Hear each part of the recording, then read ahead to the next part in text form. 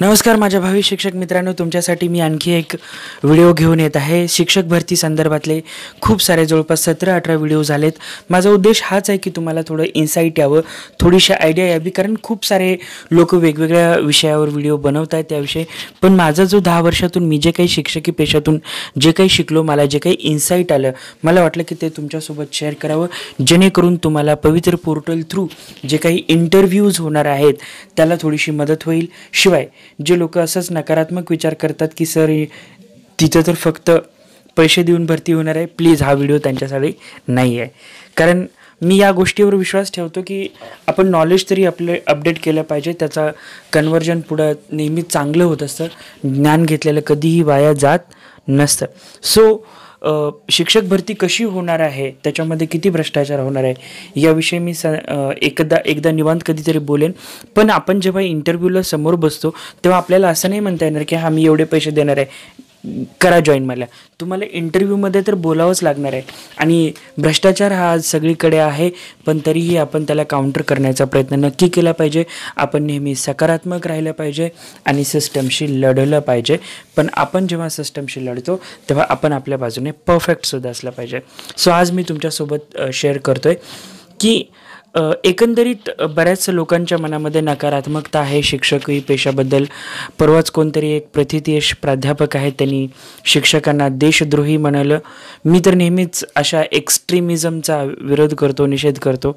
काही लोकांबद्दल तुमच्या मनामध्ये नकारात्मक भाव असू शकतो, पण सर्वच लोकांना जनरलाइज करणं हे नक्कीच चांगली गोष्ट नाही आहे। पण ठीक आहे, आता ते त्यांची मर्जी, त्यांना वाटलं, त्यांना बहुधा तसे शिक्षक भेटले असतील किंवा व्हॉटएव्हर।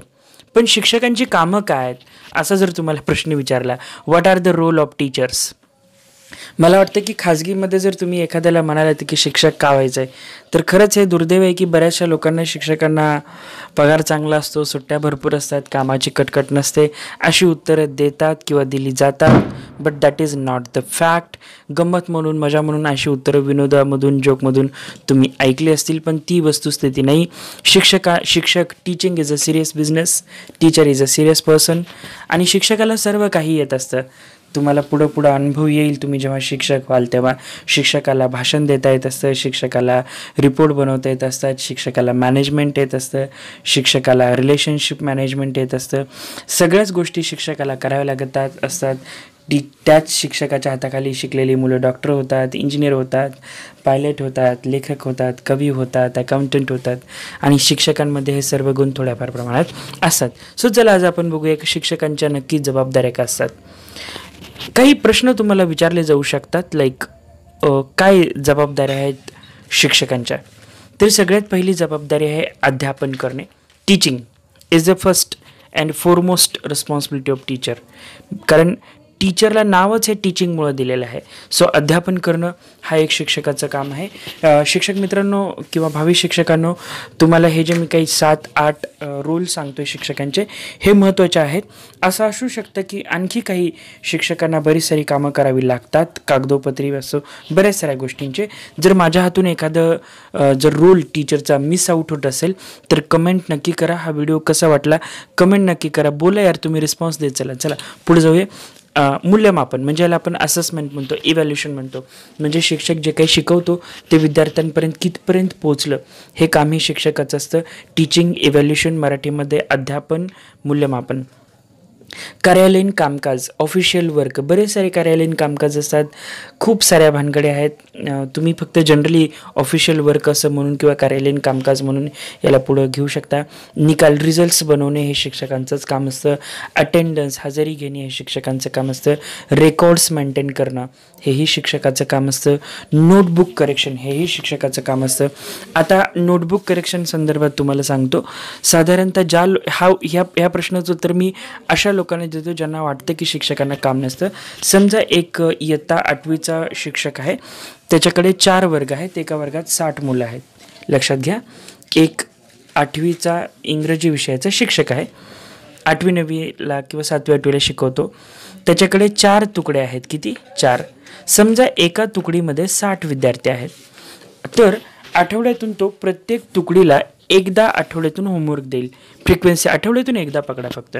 म्हणजे या शिक्षकाला 60 गुणिले 4 तुकड्या म्हणजे जवळपास 120 विद्यार्थ्यांचे किमान 3 ते 4 पेजेस होमवर्क नोटबुक करेक्शन करावं लागतं.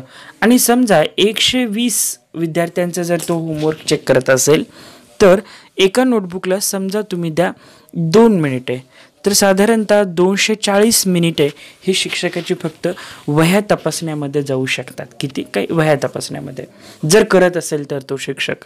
आणि नोटबुक करेक्शनमध्ये आणखी एक गंमत काय असते माहिती आहे का, की नोटबुक करेक्शनचा स्टँडर्ड फॉर्मॅट आहे, याला म्हणतातच नोटबुक करेक्शन, कारण तुम्ही फक्त राईट करून खाली साईन टाकायची नसते.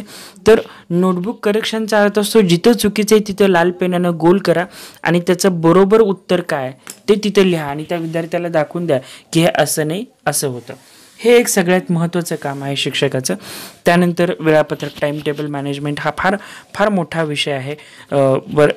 ठरलेल्या वेळेमध्ये सगळ्या विषयाचे पिरियड्स होणं, कधी कोणता शिक्षक येत नाही, कधी येतो, कधी काय होतं अचानक, सो हे टाईम टेबल मॅनेज करणे.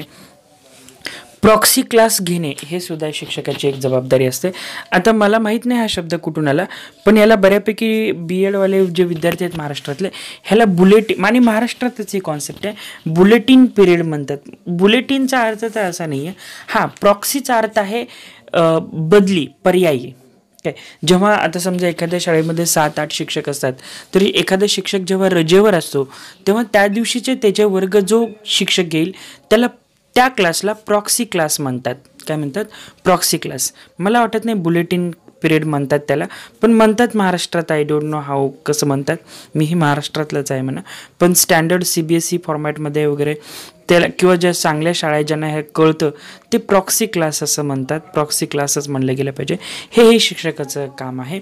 त्यानंतर वेगवेगळे रिपोर्ट्स, खूप सारे अहवाल आहेत जे शिक्षकांना बनवावे लागतात, सो रिपोर्ट्स. त्यानंतर शाळांमध्ये वेगवेगळ्या समिती असतात. त्या समित्यांमध्ये प्रत्येक शिक्षकाला कुठली तरी समिती मिळते आणि त्या समितीचं जे वर्षभरातले होणारे कार्यक्रम आहेत ते त्या शिक्षकाला करावे लागतात. जसे की सामाजिक आहे, शैक्षणिक आहे, कार्यालयीन आहे, ॲडमिशन संदर्भातले आहे, पालकांशी संदर्भातले आहे. ह्या सगळे कामं, म्हणजे एवढे सारे शिक्षकांना कामं असतात. आणि तुम्ही यापैकी शिक्षकांच्या what are the roles of teacher किंवा what are the duties of teacher म्हणलं तर तुम्ही ह्या सांगू शकता. मी फटाफट परत एकदा सांगतो.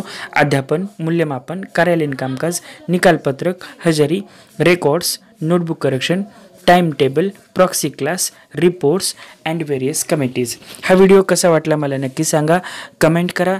आणि प्लीज यातला जर काही एखादा रोल राहिला असेल तर नक्की कमेंट करा. मी श्याम सर आपला निरोप घेतोय.